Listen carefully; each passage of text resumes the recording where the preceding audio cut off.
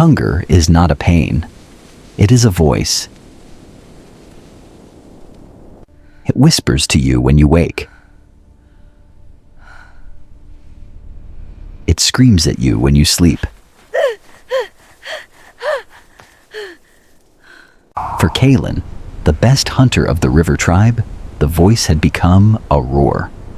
7 days since the last kill. 7 days since her child ate. Kaelen carried nothing but a frozen spear and a small pouch. Inside, a single strip of dried venison, the last scrap of life for her daughter. The forest does not give gifts. It only sets traps. Kaelen smelled it before she saw it. The scent of death.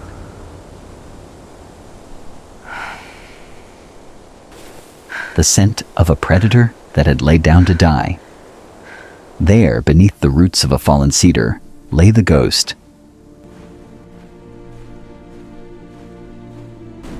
A white wolf, massive, ancient, a king of the woods, now reduced to a shivering pile of bones and fur. It was an enemy, a rival. To kill it would be mercy. To eat it would be survival. Kaelen raised his spear. The law of the wild is simple. The strong eat the weak. But as she looked into the amber eyes of the beast, she did not see a monster.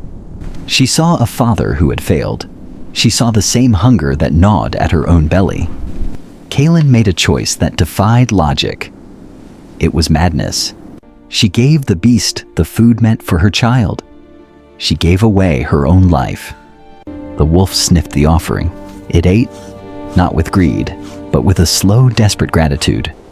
Morning brought no sun, only more cold. Kaelen stood to leave, to return to her family empty-handed, to die with them. But the ghost did not leave. It stood. It waited. It looked north. Animals do not speak in words. They speak in truth. The wolf was not fleeing. It was leading.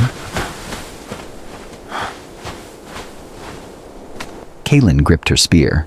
She had trusted the beast with her food. Now, she would trust it with her life.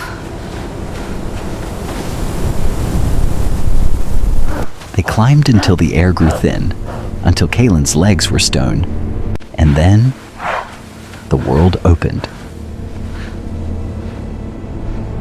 A herd, not one or two. Hundreds, trapped by the snow, hidden from the world. A feast that would save the river tribe for generations. The ghost did not ask for a share. It did not ask for praise. It had paid its debt. The meal was returned 1,000 times over. Kaelen saved her people, but she never hunted wolves again. She taught her daughter the new law, the law that is stronger than hunger, stronger than winter.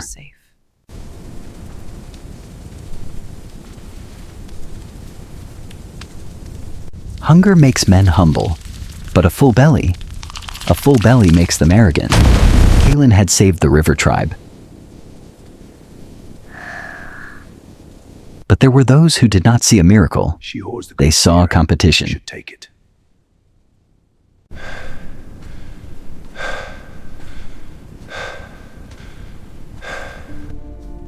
Torak, the breaker of bones, spoke first. Why share the valley with the beasts? We know where the deer are now. Let us kill the wolves, and the meat will be ours alone.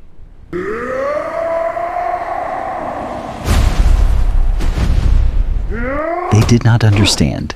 Kaelen tried to warn them. You cannot break a pact with the wild without paying a price.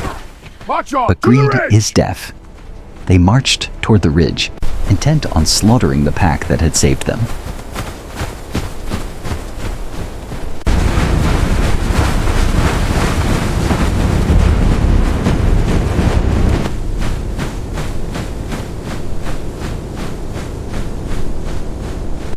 The woods were silent.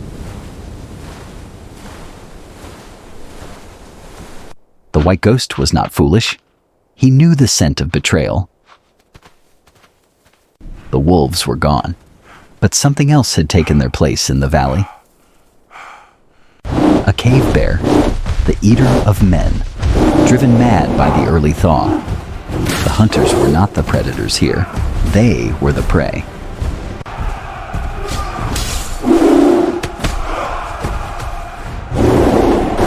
Kaelen closed her eyes. She had tried to save the wolves. Now, he would die with his tribe.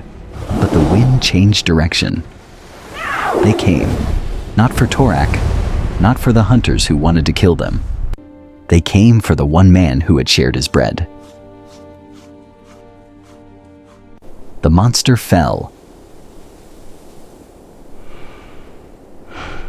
The silence returned.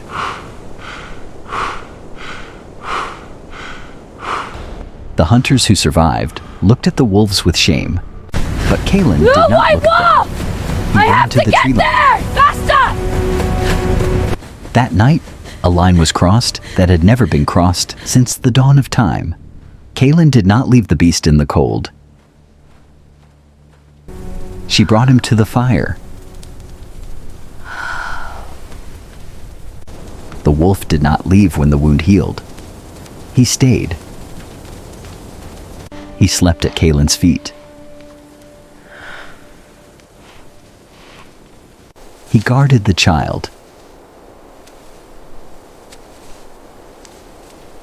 He hunted with the men. Torak was wrong. Sharing the world did not make them weak. It made them invincible. The wolf gave us his speed.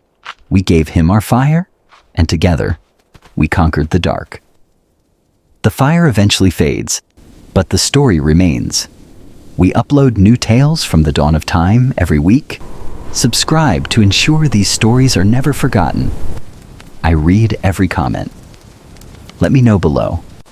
What is the greatest act of kindness you have ever seen from an animal?